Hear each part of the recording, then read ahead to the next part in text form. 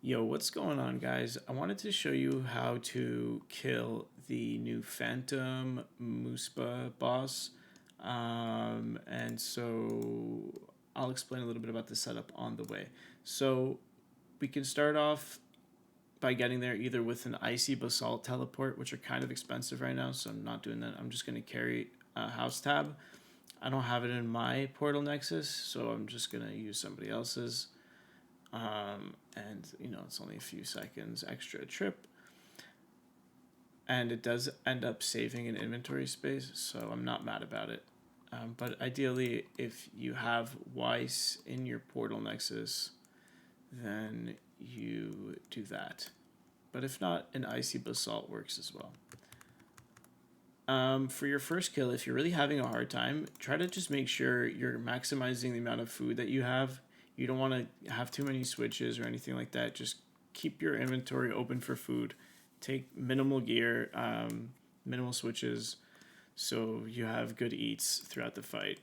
You will take kind of like pretty much inevitable damage from the melee unless you're doing mage like some of these guys here, but it's been kind of toxic. So we're just going with the crystal armor with the Bowfa, the Ring of Suffering with the recoil is really good because that it just the boss is continuously hitting you, so you just get to do some recoil damage on it. The Sapphire Dragon Bolts are needed for the final phase. A crossbow is needed. You could bring the Zarite crossbow, and then you could use the super on that to force the bolt proc. But if you don't have one of those, dragon will do as well. So yeah, let's just hop in. It gives you a few seconds to pot as you enter the room. The kills can be kind of long, so you want to just kind of wait until the last second a little bit. This is you see this brown one, so this is the melee phase, and the melee phase, you just kind of want to skirt it around the room, similar to Saradomin, if you guys ever done that. But it's a pretty simple, just run a few, hit it, run. You're going to end up taking some damage most of the time around the corners. Just because he has this like really wide hit. He has this like really wide like hitbox. I don't really get it, but it's kind of toxic. You're usually going to get hit once regardless each turn, and then he's going to switch phases, and then you're going to make sure you're going to want to walk right away off of the spawn, and then protect from the magic attack, switch back to ranged. He'll either switch phases or he'll hit you with magic switch phase. You're going to want to make sure you walk off of that, because that also heals him as well. So you don't want to like accidentally step on the spikes. We can turn this off. We'll protect from melee just in case we don't want to take too many hits. We'll start skirting again here on the melee phase, and we're just repeating the process. Now it adds these little tangles, but honestly, they're not that big of an issue. You just make sure to path around the spawns, because you'll walk right into them otherwise. And here we switch to the range phase, where we don't really have to move so much, but here the phase switch, so we'll move again.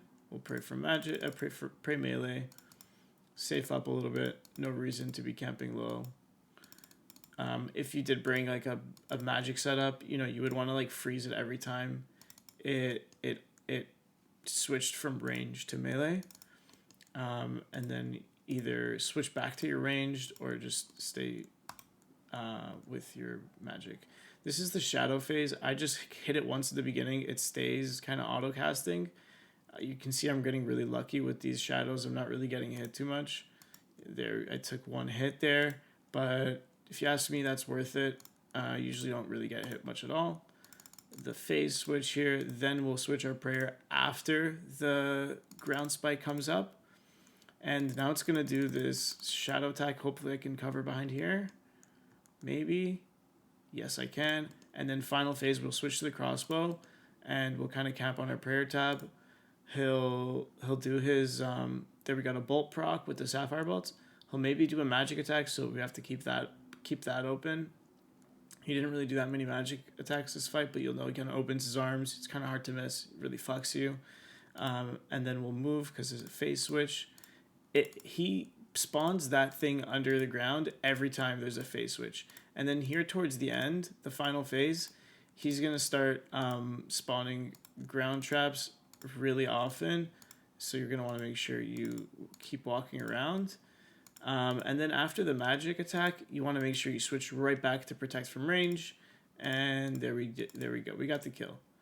And then for the loot, ancient essence. Nice.